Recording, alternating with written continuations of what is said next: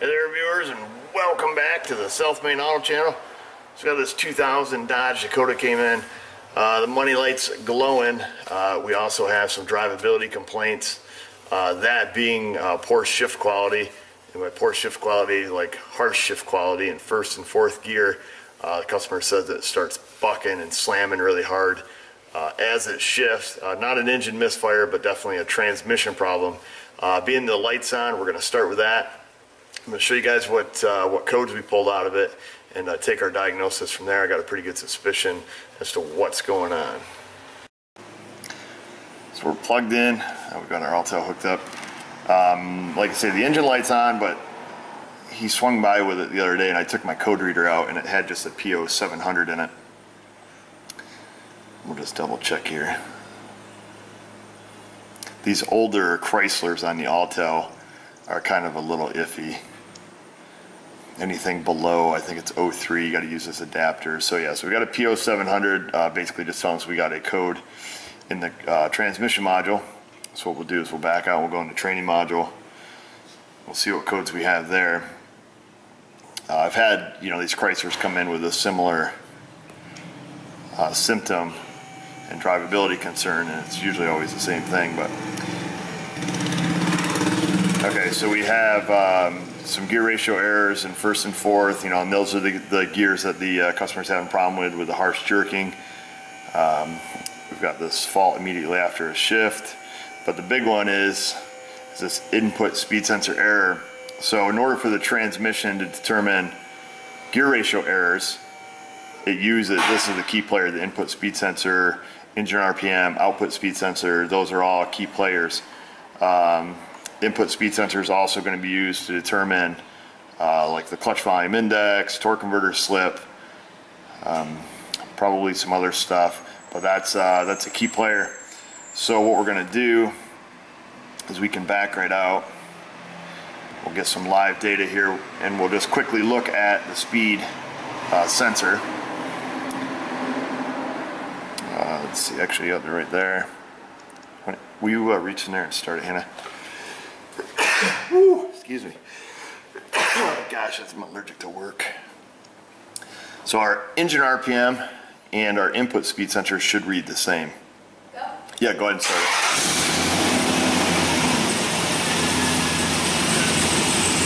Alright, so we can see right away that we have no input speed sensor RPM. Go ahead and shut it off, Hannah. So what we'll do is we'll go right to the sensor and check our inputs, or check our output there. If we got output at the sensor, then we'll check our wiring up to the TCM, but otherwise we usually find bad sensors on these. Get you guys oriented here, front of the vehicle. Come up under here, front differential, and this got the skid plates under this truck here, so but it was not a big deal because we can look right up here on the side and see the oxygen sensor. Then right up here on the side of the training is our input shaft speed sensor. It is just a 2-wire sensor, as you see. So this is going to be an AC pulse generator. So we're going to I'm going to grab the Vantage. We're going to back probe this and look at the AC voltage coming out of it, and we'll also look at the AC sine wave that should be produced. Sometimes these are just full open circuited. We won't get anything. And that's another thing we can do is we can look up the resistance spec, check the resistance on this one, and see what that is, see if it has gone open circuited. We've got a couple back probes shoved right in that connector for us. We're just going to use our Vantage here. So we'll pull our tray out of the way, we'll let the car down, and we'll get that set right up. Get our Vantage turned on here. And we are going to want our waveform viewer. Oh, we had it right where we need it. So low frequency pulse generator. Just change our scales here, just get them down a little bit lower.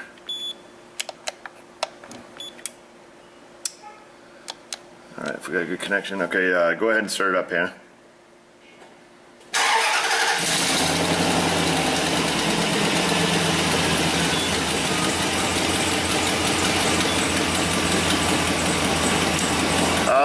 Hold it about like 2,000 RPMs, Hannah.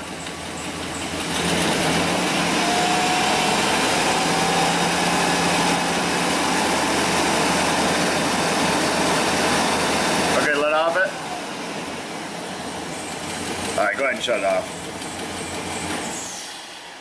Alright, so you can see our signal there is a really low amplitude. We didn't even hit 1 volt there.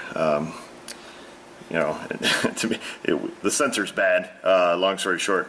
So what we'll do, like I say, I'll look up a resistance spec on it, and we'll do that. In the meantime, I'm going to take and order a sensor, but you can see that the sensor's kind of working, even at 2,000 RPMs, but not really. You'll really see this when we get a new sensor and see what the voltage output and amplitude of the signal really looks like. I did find us a spec on that sensor. It says it should be between 550 and 600 ohms, and I think the actual preferred spec was like 555 ohms, something like that. So I'm just going to use our back probes, reach up here, let's see if we can't hit this right on the end of these terminals. The connector is good and clean. Inside of this connector is clean. I'm not suspicious of any wiring issue at this point. I don't know if I can get these back probes or not.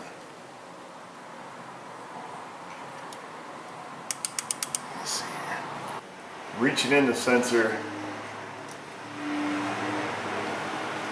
and I've got nothing. I'm clearly on these 2 pins, good and hard. And it's just like I suspected, it is open. So, or at least not measurable with our meter. As soon as the new one shows up, we'll just verify that resistance reading on the new one and pop it in.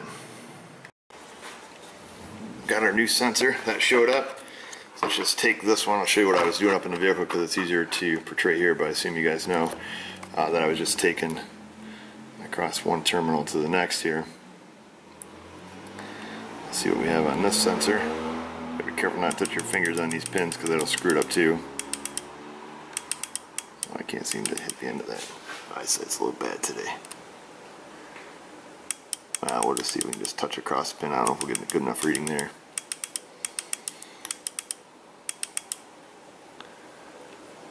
So we have there 541 ohms, or 0.541 kilo ohms. So that is right on spec. Perfect. We'll work on getting this out of here. Looks like an 8mm on there. Oh yeah, first try. So we'll take the bolt out that goes in the bottom of it here, hopefully without casualties. That's right. These hand tools. And that sensor should slide right out of the housing there. Usually don't have any issues here. I used to do a ton of these on the front wheel drive Chryslers, Caravans and stuff coming in with a no shift complaint, and they'd be in limp mode. They've got those. They have screw in type sensors on those ones. These ones just pop right in there. So you can see they're quite a easy one to change. So old versus new. We'll take a little tranny fluid off this, put it on our O-ring.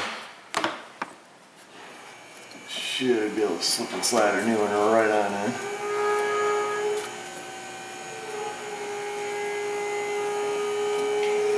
Get that in. Take and plug it in. I'll get the bolt back in it here. I'll make sure that it's torqued to factory specs, and then we'll redo our AC waveform and have a look at that. New sensors all installed, torqued to factory specs of course. We've back probed it. We'll pull up our AC waveform here, we'll look at the scan data too, and if we're right, this baby should be fixed. Keys on. Okay, so we're gonna go right into our live data. We'll pick our data pits we did the first time. Of course, we're not gonna be output until we put it in gear, but go ahead and start up in our input and our engine RPM. Should be just about the same. We can clearly see there that our sensor is working. Hold it about 2,000-ish.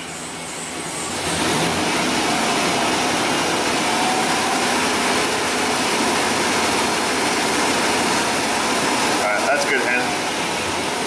We'll have a look at our waveform now. Fire this little guy back up.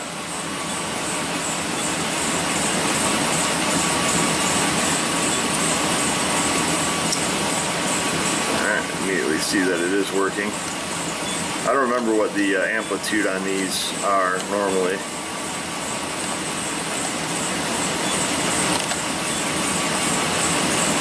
But we can definitely see the difference there. I think they're just going to change in frequency. Go ahead and hold it at higher RPMs, Hannah. A little more. Yeah, that's good.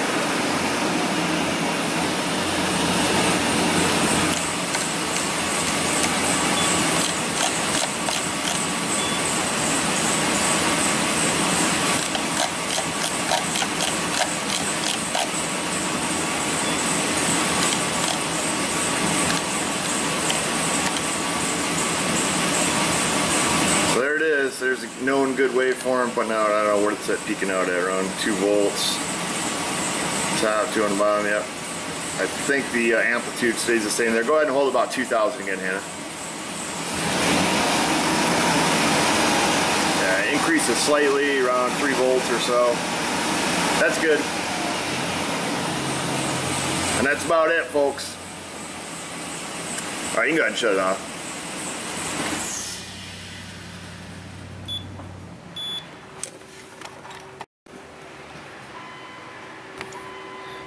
Got the key on, so what we'll do from here, we'll just go ahead and clear the codes out.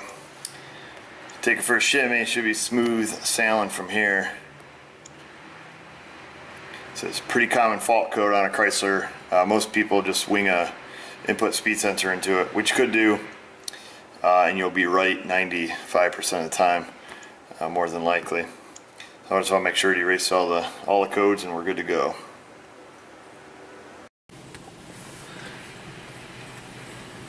Find out here in a minute. This thing's good. These things can be real nasty when they're bad. It's real harsh shifting. Jerk you right out of the seat. I guess it was first and fourth he's having a problem with. That was just the first gear shift. That was nice and smooth. Second, nice and smooth. You can see, let me grab my data here so we can do this drive at the same time. We can see our data is reading good as far as our inputs and outputs. Everything looks good there. Of course, our inputs, outputs are all going to vary. It's all going to be dependent upon torque converter lockup, what gear we're in, stuff like that. So we'll get out here on the big road and see how it goes.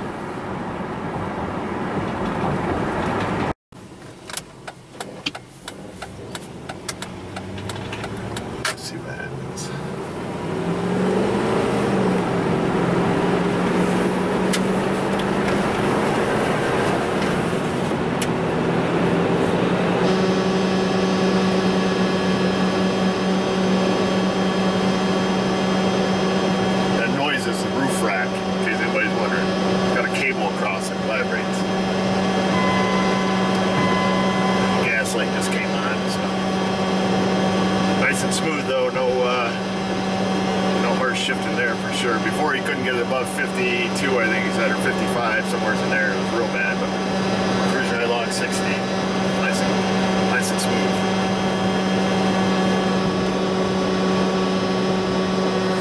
There you have it, folks. Pretty easy on that Dodge Dakota as far as diagnosing and even the replacement of that speed sensor. Like I say, I used to see this a lot on Chryslers. Don't see it a ton anymore. It's the first one I've done in quite a while. I don't know the year range and stuff, but like I say, I used to see it a ton on the old front-wheel drives, particularly like the Caravans and the K-cars. I don't remember all the transmission models. I don't keep them straight, but these have the similar sensor, plastic, screw-in, AC pulse generator. So pretty common failure. This one you easily could have checked without anything fancy, just a regular voltmeter. You could have seen that, first of all, that we had open, using, checking for resistance, and then you don't necessarily need to see the AC sine wave, but it kind of makes you feel good. But you definitely could have used a regular analog meter and seen your voltage output there too. Or, realistically, for the price of the speed sensors, you just take a big fat guess and put one in it, and you won't be out much. But us, we like to test and not guess. And that's what we did, and this customer should be happy now, because when these go bad, you start thinking you need a transmission, and then a little $25 sensor, and you're on your way again, or whatever they cost, somewhere around there. In either case, Google+, Facebook, don't forget to check us out there, subscribe to our channel, and just remember, viewers, if I can do it, you can do it. Thanks for watching.